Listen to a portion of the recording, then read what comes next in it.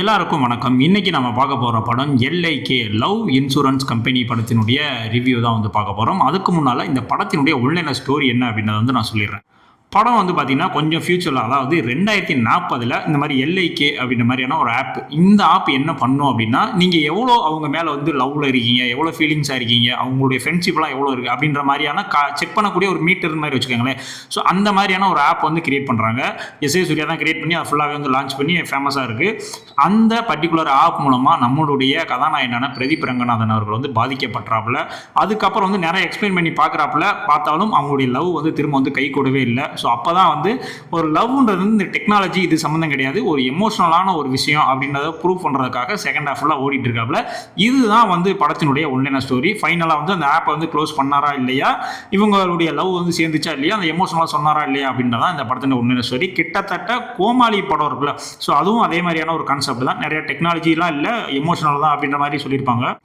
அதோட கொஞ்சம் upgrade version மாதிரி தான் வந்து இந்த ஸ்டோரியும் வந்து இருந்துச்சு.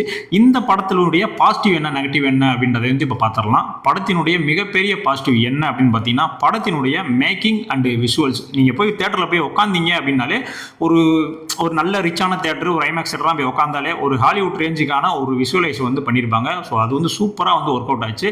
ஏன்னா படத்தினுடைய சினிமாட்டோகிராஃபி யாருன்னு பார்த்தீங்கன்னா, நம்மளுடைய லெஜெண்டரியான ரவிவர்மா அவர்கள் தான். ஸோ அவருடைய சினிமாட்டோகிராஃபி அப்படின்றப்ப எந்த அளவுக்கு ரிச் லுக் இருக்குமோ அந்த அளவுக்கான ரிச் லுக் வந்து இந்த படத்தில் வந்து கிடைச்சிச்சு.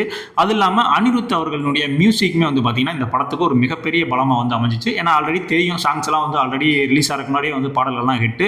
ஸோ அதற்கு ஏற்ற மாதிரி அந்த பின்னணி இசையும் அந்த அளவுக்கு வந்து நல்லாவே வந்து கொடுத்துருந்தாரு. பிரதீப் ரங்கநாதர் அவர்களும் தனக்கு கொடுக்கப்பட்ட அந்த கேரக்டர்னோ அதை வந்து அவர் வந்து கரெக்டாகவே பண்ணிட்டாரு. பட் இந்த படத்தில் ஏதாவது நிறையா பண்ணிட்டாரா அப்படின்லாம் கேட்டால் இல்லை. நீங்கள் லவ் டுடேல பார்த்த அதே பிஆர் தான் வந்து இந்த இடத்துல இருக்காரு.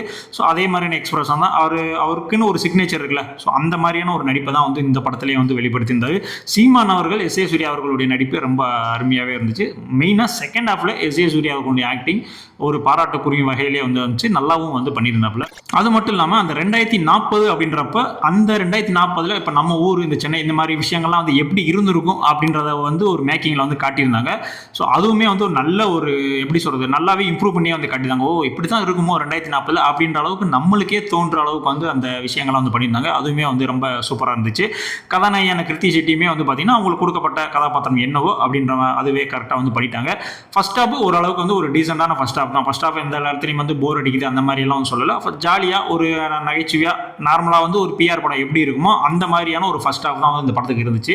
இந்த படத்தினுடைய பிரச்சனையே என்ன அப்படின்னு பார்த்தீங்கன்னா, படத்தினுடைய செகண்ட் ஹாஃப் தான். செகண்ட் ஹாஃபில் நீங்கள் வந்து பிஆர் அவருடைய ஃபேனாகவே இருந்தால் கூட உங்களுக்கு வந்து இந்த படம் வந்து ஒரு ஸ்லோனஸ் வந்து கொடுக்கும். ஏன்னா அந்த அளவுக்கு வந்து ஒரு ஸ்லோவான ஸ்க்ரீன் பிளே தான் வந்து செகண்ட் ஹாஃபில் கொடுத்துட்டாங்க. ஃபர்ஸ்ட் ஹாஃபில் இருந்த அளவுக்கு செகண்ட் ஹாஃபில் வந்து ஸ்க்ரீன் பிளே பண்ணலை. ஏன்னா செகண்ட் ஹாஃப்க்கு மேலே காமெடி சீன்ஸுமே வந்து நிறையா வந்து ஒர்க் அவுட் ஆகலை. ஸோ ஃபர்ஸ்ட் ஹாஃபுக்கு எந்த அளவுக்கு வந்து அவங்க ஸ்க்ரீன் பிளே பண்ணி எந்த அளவுக்கு மெனக்கிட்டு இருந்தாங்களோ அது டோட்டலாக வந்து பார்த்தீங்கன்னா செகண்ட் ஹாஃபில் வந்து ட்ரைன் ஆகிடுச்சு. ஸோ செகண்ட் ஹாஃப் இன்னும் கொஞ்சம் ஃபோக்கஸ் பண்ணியிருந்தாங்க அப்படின்னா கண்டிப்பாக எல்லாருமே வந்து பார்க்கக்கூடிய ஒரு படமாக வந்து இந்த படம் வந்து கண்டிப்பான முறையில் வந்து அமைஞ்சிருக்கும். ஸோ இப்போ எப்படிப்பா இருக்குது இந்த படம், பார்க்கலாமா அப்படின்னு மாதிரி நீங்கள் கேட்டீங்க அப்படின்னா கண்டிப்பாக இந்த படம் வந்து ஒரு யங்ஸ்டர் போய் பார்த்தாங்க அப்படின்னா கண்டிப்பாக அந்த படம் வந்து அவங்களுக்கு வந்து பிடிக்கும். அதே மாதிரி இப்போ உள்ள அந்த ஜென்சி கிட்ஸ் 2K கிட்ஸ்லாம் வந்து பார்த்தாங்கன்னா அவங்களாம் என்ஜாய் பண்ணுவாங்க, அந்த அளவுக்கு வந்து ஒர்த்தபுளாக இருக்கும். ஆனால் இப்போ நீங்கள் வீட்டில் வந்து ஒரு அம்மாவோட போகிறீங்க, பாட்டி தாத்தாலாம் கூட்டு போய் உட்காந்து இந்த படத்தை பார்க்குறீங்க அப்படின்னா கண்டிப்பாக அவங்களுக்கு அந்த அளவுக்கு பிடிக்குமா அப்படின்றது வந்து ஒரு கொஸ்டின் மாதிரி தான். டோட்டலாகவே வந்து பார்த்தீங்கன்னா இந்த காலத்தில் உள்ள இளைஞர்கள் 2K கிட்ஸ் ஜென்சி கிட்ஸ்லாம் இருக்காங்களா, ஸோ அவங்கள டார்கெட் பண்ணி மட்டும்தான் வந்து இந்த படம் வந்து எடுத்திருக்காங்க. ஆனால் படத்தில் நிறைய விஷயங்கள் சொல்லியிருக்காங்க, சமூகம் சார்ந்த ஒரு விஷயம் கருத்துக்கள்லாம் வந்து உள்ளே வச்சு ஃபைனலாக வந்து முடிச்சிருக்காங்க. அது எல்லாம் ஓகே தான். பட் எல்லாரையும் கவர்ன ஒன்றும் இந்த படம் இருக்குதா அப்படின்னு கேட்டிங்கன்னா எல்லாரையும் கவர்ன ஒன்றும் கிடையாது. ஆரம்பத்தில் சொன்ன மாதிரி அந்த ஜென்சி கிட்டு 2K கிட்ஸுக்கு மட்டும் பிடிக்கிற அளவுக்கு தான் வந்து இந்த படத்தை வந்து எடுத்திருக்காங்க. பட் படம் நீங்கள் பார்க்கும்போது உங்களுக்கு ஒரு நல்ல எக்ஸ்பீரியன்ஸ் வந்து கொடுக்கும். பரவாயில்ல, தமிழ்லையும் வந்து இவ்வளோ அட்வான்ஸாக இவ்வளோலாம் எடுக்கிறாங்க அப்படின்ற மாதிரியான ஒரு விஷயங்கள் வந்து உங்களுக்கு வந்து கொடுக்கும். ஏன்னா படத்தில் வந்து ஒரு கற்பனைக்கு எட்டாத ஒரு விஷயத்தை வந்து படத்தில் காட்டுறாங்கல்ல, ஸோ அந்த விஷயத்தை அவங்க வந்து கரெக்டாக தான் வந்து பண்ணியிருந்தாங்க. சில லாஜிக்கெல்லாம் இல்லாமல் தான் இருந்துச்சு சில சீன்ஸ் அப்படின்னு. ஸோ நம்ம 2040 ஸ்டோரி அப்படின்றப்ப அதுவே நம்ம லாஜிக் மீறி தான் போயிருக்கோம். ஸோ அதனால அந்த லாஜிக்கெல்லாம் பார்க்கல, நான் வந்து ஒரு சாட்டர்டே சண்டேல ஜாலியாக போய் ஒரு படம் பார்க்கணும் அப்படின்னா கண்டிப்பாக அந்த படத்தை வந்து பார்க்கலாம். ஆனால் இந்த படம் வந்து 100 கோடி அடிக்குமா 200 கோடி அடிக்குமா அப்படின்னு கேட்டால் அதுவும் அந்த இளைஞர்கள் கையில் 2K கிட்ஸ் கையில் தான் இருக்குது. ஸோ அவங்க தான் வந்து முடிவு பண்ணணும் இந்த படம் வந்து 100 கோடி அடிக்குமா அடிக்காதா அப்படின்னு.